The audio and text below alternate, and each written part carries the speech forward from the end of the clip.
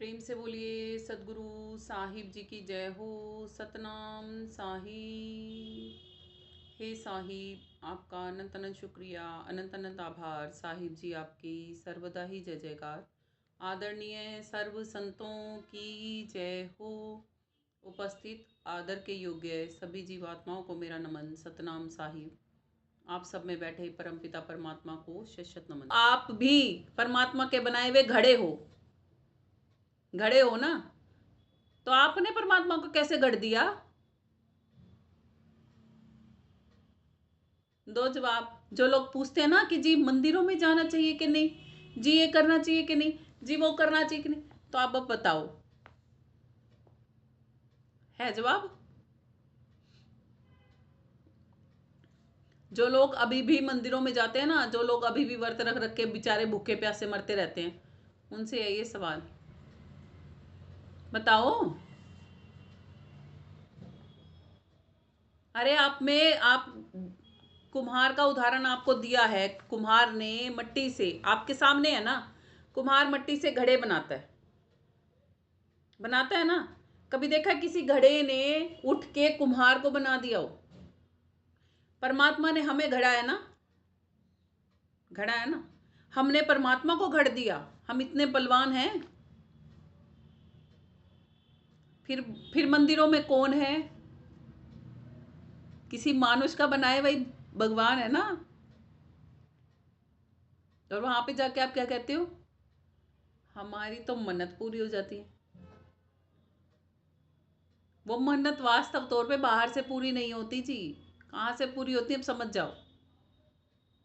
जितना दृढ़ संकल्प, जितना दृढ़ विश्वास, जितना आत्मसमर्पण उस चीज के प्रति आपका है ना, वो कार्य करती है उसके पीछे।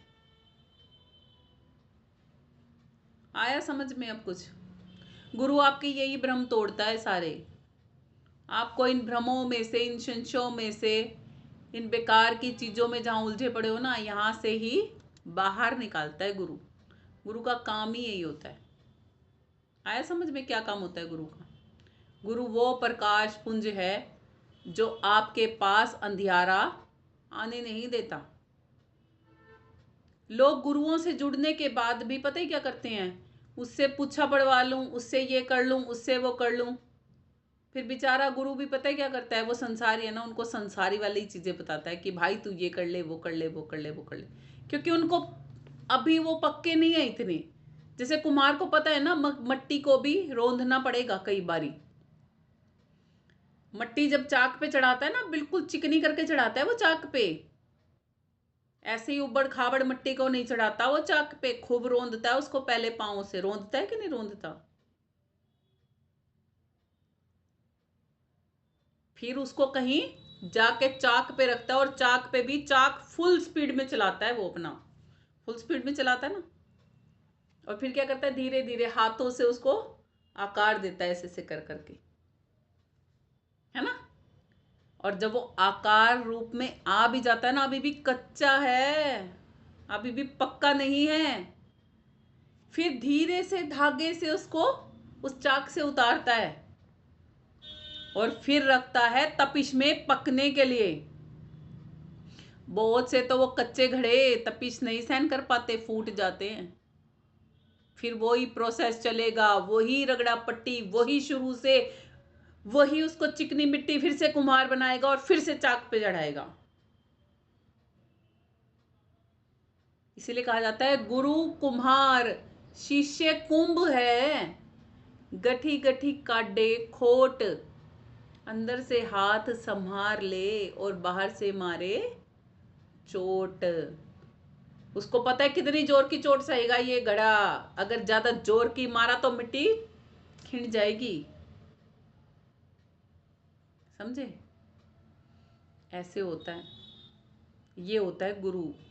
आपको हर पल संभालता है। उसको पता है कि आप कितने संसार में उलझे हुए हो, कितने संसार से बाहर निकलने वाले हो, अभी कितने कितने कहाँ कहाँ मीन में एक बची हुई है।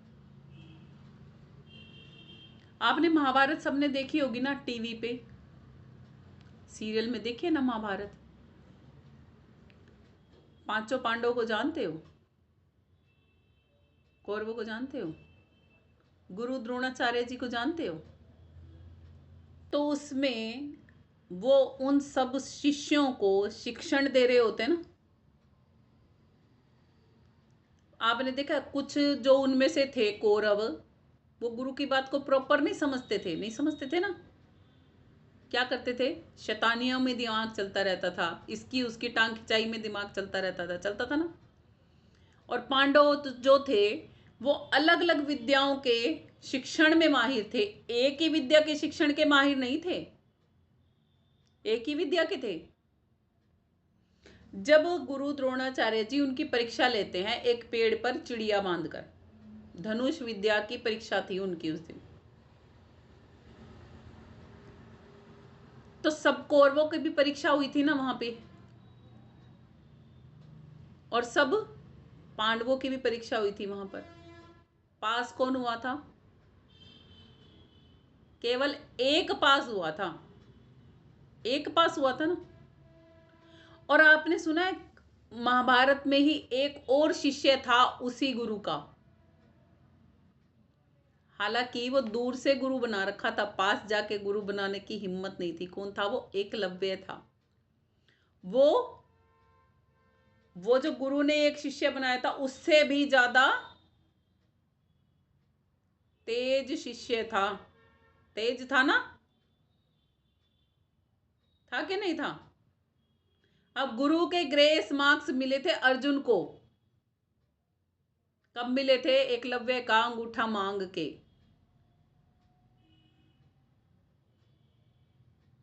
ऐसे तो नहीं मिले थे ना ग्रेस मार्क्स।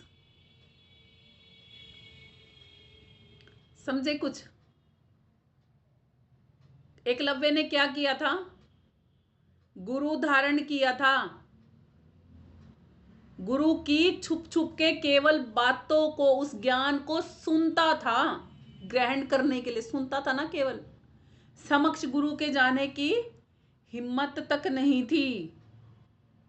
तो मूर्ति बना के उसी को ही नतमस्तक हो जाता था, मगर ज्ञान सुनता गुरु का ही था। छुप छुप के गुरु का ज्ञान ही सुनता था ना। पास जाके सुनो या दूर रह के सुनो, सुनने से क्या क्या चीज चाहिए हमें?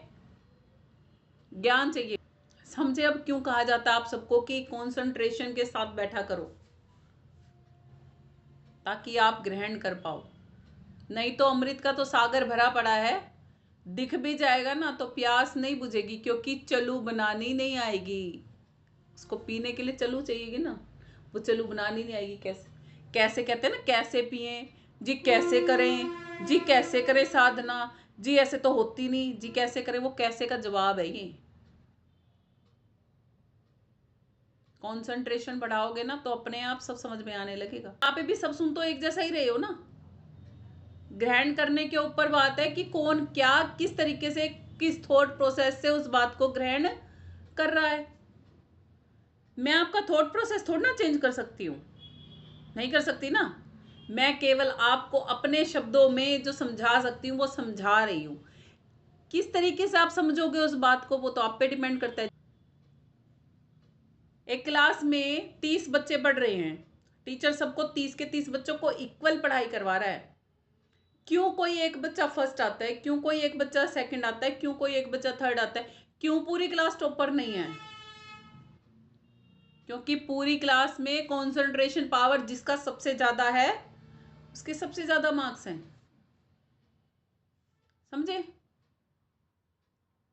यही डिफरेंस बिटवीन है सत्संग में भी। इसीलिए कहा जाता है गुरुओं के द्वारा कि सत्संग में भी एक पूरा संसार बसता है, क्योंकि सबका थॉट प्रोसेस सिमिलर नहीं होता। हमारी भक्ति क्यों अलग अलग है, एक होने के बाद भी अलग अलग इसीलिए है कि हम सब उसी फोकस से काम नहीं कर रहे, और जो जितने फोकस से काम करता है उसको उतनी चीज मिल जाती है। समझे? गुरु इसीलिए पूर्ण रूप से आपके ऊपर समर्पित होता है। आप कब पूर्ण रूप से समर्पित होगे वो आपका काम है ना। आगे क्या कहते हैं? देखे प्यास ना जान पिए बिन कौन बतावे। कहते हैं केवल देखने मात्र से, पानी को आप देख रहे हो, नदी को आप देख रहे हो, किसी झरने को आप देख रहे हो, या टीवी में आप देख रहे हो पानी, स्क्रीन पे टीवी में भी पानी दिख सकता है ना, समुद्र देखते हो ना टीवी पे भी, नदियां देखते हो ना, झरने देखते हो ना, तो क्या उससे प्यास बुझ जाएगी आपकी?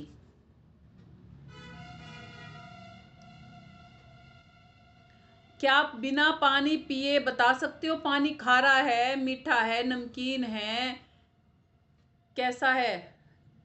हम नॉर्मली, जैसे सपोज करो किसी ने आपको गिलास में भी ऐसे पानी दे दिया पीने के लिए, अभी आपको इसमें पता है कि ये पानी किस टाइप का है? पानी मैं आपको दिखा भी दूंगी ना, तब भी नहीं आप बता पाओगे, नहीं बता पाओगे ना किस टाइप का पानी है ये। मीठा पानी है, कड़वा पानी हो, बताओ कैसा है, बताओ कौन कौन बताएगा कैसा पानी? बता सकते हो बिना पिए इस पानी को देख के कि ये पानी कैसा है? अगर आप पी लिया तो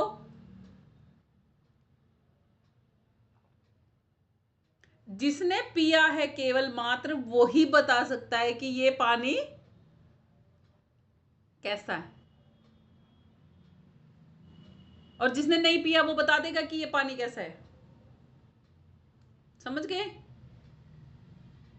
ऐसे ही जिसने भक्ति की है ना, वो बता सकता है कि भगवान कैसा है, भगवान कहाँ है। आप केवल कल्पना कर सकते हो। अब जैसे सपोज करो मैंने ये पानी पी लिया, मैं कह रही हूँ ये पानी लौंग का है। अब आपने कभी लौंग नहीं देखी हो, आपको क्या पता लौंग का पानी कैसा होता है? फिर कल्पना करोगे, हाँ काली काली सी होती है, काली काली सब बहुत सारी चीजें होती है, नहीं पता चलेगा ना। कौन चाहिए उसके लिए? उजाला चाहिए और ज्ञानी भी चाहिए, चाहिएगा ना, दोनों जने चाहिएंगे ना।